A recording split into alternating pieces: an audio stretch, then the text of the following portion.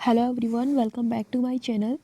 आज की वीडियो में हम लोग पर्यावरण से संबंधित जितने भी अंतर्राष्ट्रीय संगठन हैं उनके बारे में जानेंगे। ठीक है, कब उनकी स्थापना हुई थी, क्या क्या उनके कार्य हैं, ये सब इसमें जानेंगे। जो भी इम्पोर्टेंट फैक्ट है वो आप इसमें से याद रख सकते हो। ठीक है, चलिए स्टार्ट करते हैं। जीएस की और भी वीडियोज़ हैं जिनकी अलग से प्लेलिस्ट बनी हुई है, वो अगर आप देखना चाहते हैं तो उसका जो लिंक है वीडियो के डिस्क्रिप्शन बॉक्स में आप लोगों को मिल जाएगा। ठीक है, बाकी 2021 यूपीपीसीएस के लिए हमारा कोर्स चल रहा है, ज्ञान मुद्रा एकेडमी की साइट है, उसका लिंक भी वीडियो के डिस्क्रिप्शन बॉक्स में है। तो अगर आप इंटरेस्टेड हो तो वहाँ पर जा कर के विज़िट कर सकते हो। टेस्ट सीरीज़ का भी अलग से कोर्स चल रहा है। ठीक है, तो चलिए स्टार्ट करते हैं। फर्स्ट है संयुक्त राष्ट्र पर्यावरण कार्यक्रम, मीन्स टू से यूनाइटेड नेशन एनवायरनमेंट प्रोग्राम। ठीक है, यूएनईपी इसको शॉर्ट में आप बोलते हो।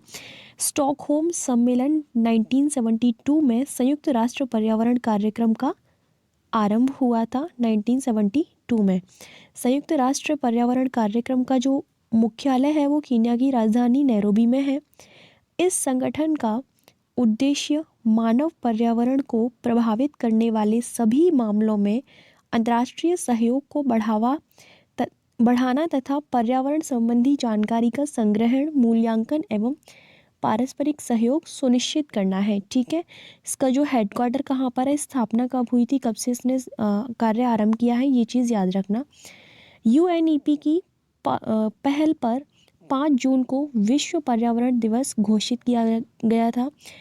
ग्लोबल 500 पुरस्कार भी संयुक्त राष्ट्र पर्यावरण कार्यक्रम द्वारा दिया जाता है। इम्पोर्टेंट फैक्ट है, कई बार पूछ लिया जाता है कि ये पुरस्कार किसके द्वारा दिया जाता है। ठीक है, तो याद रखना वैश्विक पर्यावरण आउटलुक यूएनईपी के द्वारा ही जारी किया जाता है। नेक्स्ट है ग्रीन पीस इंटरनेशनल। यह एक गैर सरकारी संगठन है जिसकी स्थापना 1971 में हुई थी। अगर आप लोगों को इनकी स्थापना याद करनी है तो आप सीक्वेंस से याद कर सकते हो। यहाँ पर सीक्वेंस नहीं दिया गया है, तो कोई भी अगर आपको ऐसी टेबल मिलती है या फिर कोई ऐसी बहुत सारे संगठन हैं या संस्थान हैं, उनकी स्थापना के बारे में याद रखना है तो उनको सीक्वेंस वाइज नोट कर लीजिए, लाइक 1961, 1962, 1971, इस तरीके से। ठीक है, यह इसकी स्थापना 1971 में हुई थी। यह पर्यावरण संरक्षण व संवर्धन हेतु एक वैश्विक संगठन है। ग्रीन पीस इंटरनेशनल का जो हेडक्वार्टर है वो नीदरलैंड के एम्स्टर्डम में स्थित है। ज्ञातव्य है कि ग्रीन पीस पर्यावरण चेतना हेतु विश्वव्यापी आंदोलन है। इसकी स्थापना 1971 में कनाडा के वैंकूवर में हुई थी। वर्ष 1976 के आसपास ग्रीन पीस ने स्वतंत्र गैर सरकारी संगठन के रूप में कार्य करना आरंभ किया था।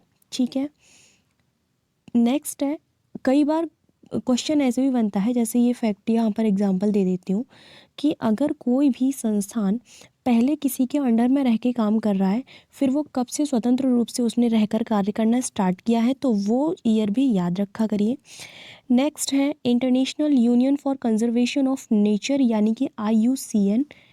ठीक है, यह विश्व का सबसे पुराना एवं सबसे बड़ा वैश्विक पर्यावरण नेटवर्क है जिसकी स्थापना अक्टूबर 1948 में हुई थी। इसका जो हेडक्वार्टर है वो स्विट्जरलैंड के ग्लांड में स्थित है, ग्लांड में है जो जेनेवा के निकट है। ठीक है, international union for conservation of nature संयुक्त राष्ट्र का अंग नहीं है। ओके, IUCN हर चौथे वर्ष पृथ्वी पर उपस्थित उन सभी प्रजातियों की सूची प्रकाशित करता है जो कि संकट में है। इस सूची को IUCN red list of threatened species कहा जाता है। इसे रेड डेटा बुक भी कहते हैं। ओके, जिसमें संकटग्रस्त जीवों को उनके अंकित किया जाता है कि ये प्रजाति जो है वो संकट में है। ठीक है, नेक्स्ट है रेड डेटा बुक में प्रजातियों का रिकॉर्ड रखा जाता है। इसमें 3 प्रकार के पेज का प्रयोग किया जाता है, यानी कि 3 कैटेगरी में उसको डिवाइड किया जाता है। First is green page and second pink and red. Okay, तो जो हरा पेज होता है, इन प्रजातियों के ऊपर कोई खतरा नहीं रहता है। बहुत इंपॉर्टेंट पॉइंट है ये, यहाँ से क्वेश्चन बन सकता है, इंटरेस्टिंग भी है। जो हरे पेज में जितनी भी प्रजाति हैं उनको अंकित किया जाता है, उसका मीन्स है कि उनके ऊपर कोई खतरा नहीं रहता है। सेकंड, अगर गुलाबी पेज में है तो इन प्रजातियों के ऊपर खतरा रहता है, और अगर लाल पेज में है तो इस प्रजाति के समाप्त होने की आशंका है या फिर ये समाप्त हो चुके हैं। क्लियर? तीनों क्लियर हो चुके हैं। थोड़ा कन्फ्यूज़न होगा स्टार्टिंग में, 2-3 बार पढ़ने पर क्लियर हो जाएगा। एक प्रजाति विलुप्त मानी जाती है अगर वह अपने प्राकृतिक आवास में पिछले 50 वर्षों से ना देखी गई हो। ये एक वो दे दिया गया है कि किस बेस पे आप ये निर्धारित करेंगे कि वो पूरे तरीके से विलुप्त हो चुकी है या नहीं, है ना। तो उसका एक आधार ये बनाया गया है कि अगर कोई प्रजाति 50 वर्षों से नहीं देखी गई है किसी स्थान पर, या फिर उसका जो भी प्राकृतिक आवास है, तो उसको हम विलुप्त मान लेंगे। नेक्स्ट है world wild life fund for nature, यानी कि WWF। ये जो है एक अंतर्राष्ट्रीय गैर सरकारी संगठन है। इसका गठन हुआ था 1961 में। यह विश्व का सबसे बड़ा स्वतंत्र पर्यावरण संरक्षण संगठन है। इसका slogan for a living planet है। स्लोगन याद रखना। इसका जो लोगो है वो जॉइंट पांडा है। WWF द्वारा living planet report, living planet index तथा इकोलॉजिकल फुटप्रिंट कैलकुलेशन प्रकाशित की जाती है। WWF के द्वारा कौन सी इंडेक्स जारी की जाती हैं वो यहाँ से आपका क्लियर हो जाएगा। World wide fund for nature India की स्थापना 27 नवंबर 1969 को एक चैरिटेबल ट्रस्ट के रूप में की गई थी। वर्ष 1987 में world wide fund for nature India की संरचना को संस्थागत रूप दिया गया था। ठीक है। उसके बाद है वेटलैंड्स इंटरनेशनल। वेटलैंड्स इंटरनेशनल आर्द्र भूमियों के संरक्षण हेतु गैर सरकारी व गैर लाभकारी संगठन है, जिसका हेडक्वार्टर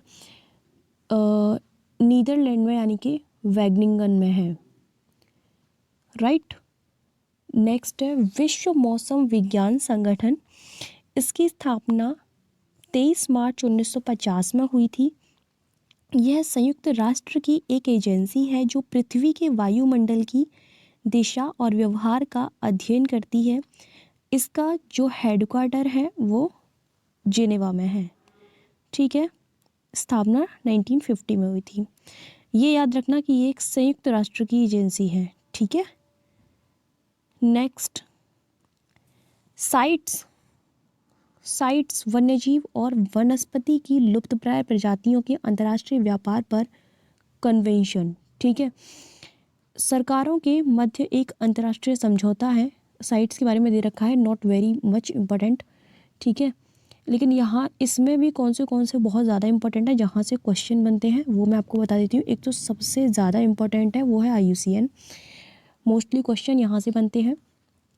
उसके बाद नेक्स्ट इसमें अगर मैं बताती हूँ, WWF वाला भी इम्पोर्टेंट है एंड दिस इज़ ऑल्सो। ठीक है।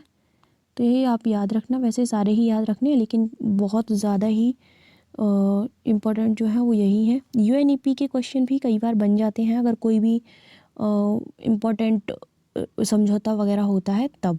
ठीक है। सो इट्स ओके, क्लियर हो चुका है। I hope everything. यहाँ से ही क्वेश्चन बनेगा अगर इसमें से कोई क्वेश्चन आता है तो अंतर्राष्ट्रीय संगठन से संबंधित। So okay, thank you so much for watching my video. मिलते हैं नेक्स्ट वीडियो में।